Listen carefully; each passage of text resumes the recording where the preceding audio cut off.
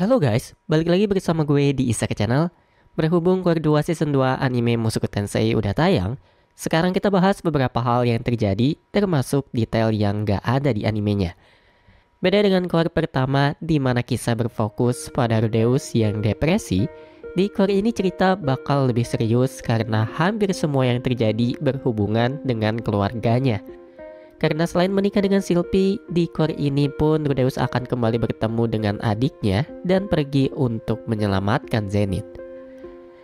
Sekarang di episode 13 season 2 ini, cerita berfokus pada rumah baru yang merupakan adaptasi dari light novel volume 10 bab 1 sampai bab 4. Episode dimulai dengan Rudeus yang menjalani rutinitas paginya, yaitu berdoa di depan altar yang berisi pusaka sucinya.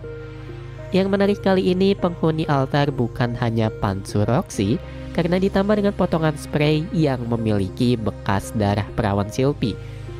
Buktinya bisa kalian lihat di awal episode di mana terdapat bagian spray yang bolong karena dipotong Rudeus.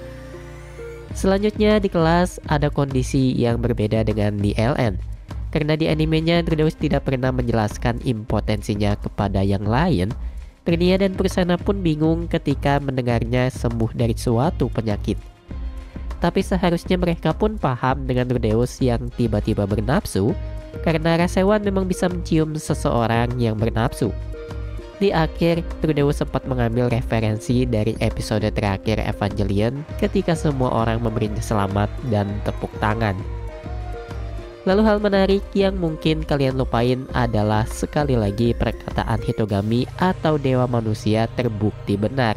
Bagi yang lupa, Hitogami lah yang nyaranin Rudeus pergi ke akademi buat cari tahu tentang bencana teleportasi agar bisa mendapat kemampuan dan kepercayaan dirinya lagi sebagai seorang pria. Karena permasalahan yang dihadapinya selama 3 tahun ini selesai, maka Rudeus tidak lagi memiliki alasan untuk melanjutkan sekolah. Karenanya Jinas menanyai keputusan Rudeus, di mana Rudeus memutuskan untuk tidak pergi ke Begarito karena harus memikirkan Sylvie dan juga Ariel. Hanya saja Rudeus pun tidak yakin akan terus bersekolah hingga lulus nanti. Dari kelas selanjutnya kita pindah ke tempat kerja Nanahoshi. Ketika bahas percintaan, di sini Rudeus merasa bersalah karena Nanahoshi tampak sedang kesulitan. Selain karena eksperimennya, besar kemungkinan anak laki-laki yang Nanahoshi maksud sudah mati karena pasti tidak memiliki mana juga. Tapi di samping rasa bersalahnya, Rudeus pun sempat ngeluhin perbedaan generasi mereka, dimana dengan perbedaan umur 17 tahun, kadang ada aja hal yang bikin pembicaraan mereka jadi gak nyambung. Contohnya ketika Rudeus ngambil referensi Sailor Moon, di sini Nanahoshi sama sekali gak paham. Berpindah dari Nanahoshi, selanjutnya adalah diskusi Rudeus dengan Zanoba dan Cliff. Ada satu hal yang mungkin gak kalian tahu tentang pernikahan, dimana ternyata ketika menikahi Lilia, Paul mengadakan sebuah pesta yang dihadiri warga desa Buena. Sedangkan ketika menikahi Zenith, Paul memohon kepada Philip untuk memberinya tempat tinggal dan juga pekerjaan di desa Buena. Sekarang Rudeus sengaja bertanya kepada Zanoba, karena Zanoba sudah pernah menikah, hanya saja istrinya ini mati terbunuh setelah malam pertamanya, sehingga dengan cepat Zanoba pun menjadi duda. Lalu ketika membahas rumah, sebenarnya Zanoba menawari Rudeus untuk dibelikannya rumah terbesar di kota. Namun tentu Rudeus menolak karena ingin membeli rumahnya sendiri.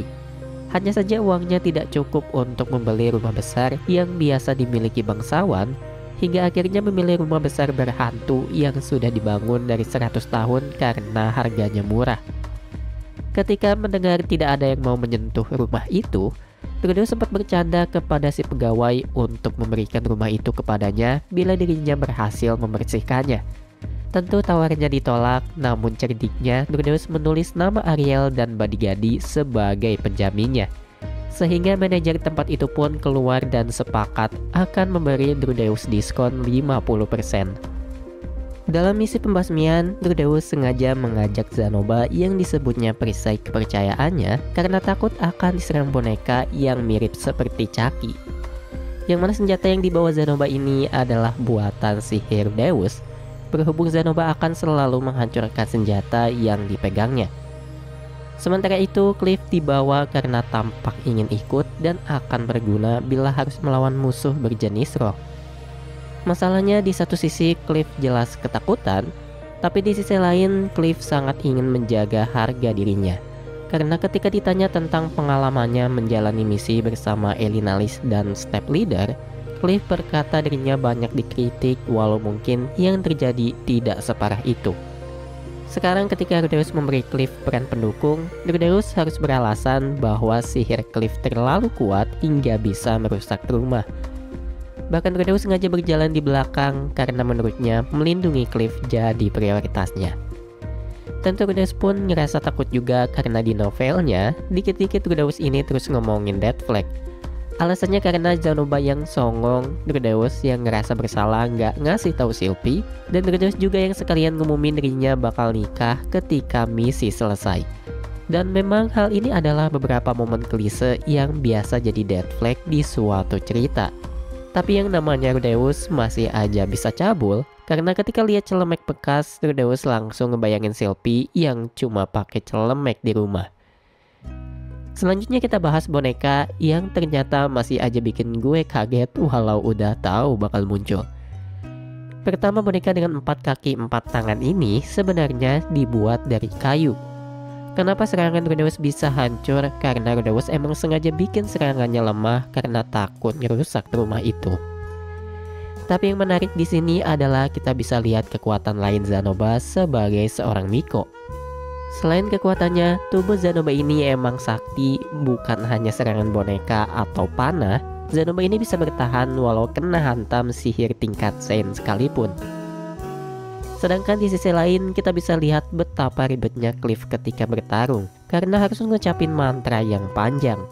Bahkan kalau ngomongin sihir tingkat dewa, panjang mantranya itu bisa setara satu buku yang tebal banget. Karena alasan inilah penyihir tanpa mantra seperti Rudeus terhitung overpower. Dan ngomong-ngomong, ketika jadi korban amarah Zanoba, Cliff yang langsung aja pakai sihir penyembuhan disebut seperti bayi oleh Rudeus. Kembali pada boneka, ada beberapa poin lain di sini. Pertama, tampaknya boneka itu didesain untuk melawan penyusup dan membersihkan rumah karena perapian tampak begitu bersih. Kedua, sistem boneka ini seperti menggunakan baterai karena harus dicas di peti mati yang terdapat kristal sihir di dalamnya. Ketiga, sedikit spoiler, yang membuat boneka ini adalah Jenderal Naga Chaos yang mati beberapa dekade lalu dan sebelumnya bertugas membuat senjata di bawah perintah Dewa Naga pertama. Di akhir, karena takut boneka itu adalah penelitian sihir terlarang, Rudeus hanya menyebut ada monster yang tinggal di ruang tersembunyi di sana. Sehingga dengan demikian Rudeus pun berhasil mendapat rumah besar dengan harga miring. Selanjutnya ada satu hal yang tidak ditampilkan di animenya, yaitu renovasi rumah. Untuk renovasi, Rudeus menggunakan jasa seorang dwarf bernama Balda yang dikenal suka menghancurkan rumah orang lain dan membangunnya lagi bila dirinya tidak suka. Ada satu hal menarik yang ditemukan Balda, yaitu rumah itu dibangun hanya sebagai pelengkap basement. Atau ibaratnya basement itu adalah makanan utama, sedangkan sisanya yaitu rumah hanya toppingnya. Dan selama proses renovasi, uniknya Rudeus tidak perlu banyak membeli bahan bangunan karena bisa diciptakannya dengan sihir. Hasilnya proses renovasi bisa selesai dalam 2 minggu, di mana Rudeus melakukan beberapa penyesuaian terutama di kamar mandi. Dan di sini Rudeus pun sengaja mengosongkan banyak ruangan dan tidak langsung membeli banyak furnitur karena ingin memilihnya bersama Sylvie. Sementara itu, sebenarnya Sylvie pun sudah tahu Rudeus memilih rumah karena menggunakan nama Ariel sebagai penjaminnya. Hanya saja aktingnya ini payah sehingga Rudeus pun bisa mengetahuinya. Sambil berkeliling ada beberapa detail dari renovasi rumah ini. Pertama, pintu utama dilengkapi dengan pengetuk berbentuk singa yang akan menghasilkan suara kencang bila ada orang yang memaksa masuk. Kedua, di kamar mandi Rudeus menciptakan bak mandi besar yang bisa digunakan 3 orang sekaligus. Di mana Sylvie pun tidak pernah melihat bak mandi sebesar itu walau di istana sekalipun. Sedangkan Rudeus sendiri sibuk meyakinkan Sylvie tentang budaya sepasang kekasih yang mandi bersama. Ketiga, dan yang paling penting adalah kamar. Di sini Rudeus sengaja membeli kasur yang bisa ditempati 3 orang setelah berdiskusi dengan Cliff yang sudah sangat berpengalaman dengan Elinalis. Di sini Rudeus membahas banyak hal, mulai dari bagaimana komunikasi itu penting hingga Sylvie yang kurang pede dengan dadanya yang tidak jauh berbeda dengan dada Rudeus. Selain itu, Sylvie pun khawatir dengan darah elfnya yang mungkin akan membuatnya sulit mengandung. Namun uniknya Rudeus malah sedikit senang karena tidak perlu menahan diri berhubung tidak memiliki masalah ekonomi juga. Karena bagaimanapun instingnya bahkan bisa menakuti ras hewan, sementara Sylvie pun tidak ingin membiarkan Rudeus menjadi solo player lagi. Namun yang terpenting adalah Rudeus bahagia Sylvie masih tetap bersamanya setelah menyerahkan keperawanannya karena masih trauma dengan Eris yang tiba-tiba hilang. Karenanya Rudeus berpikir bila dirinya ragu, bukan tidak mungkin Sylvie menikahi orang lain dan membuatnya menyesal seumur hidup.